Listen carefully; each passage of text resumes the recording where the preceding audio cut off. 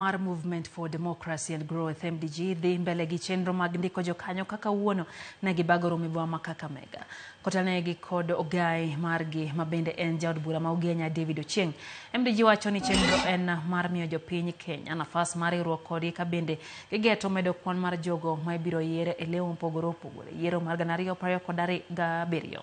Ochieng osingo bende ni duond bura mar MDG biro keto kenge makare makonye kedo gi mibadhi e pacho kae, pogo mwandu e yo makare kendo neno ni oganda jo Kenya ondiki tich e yo madwarore.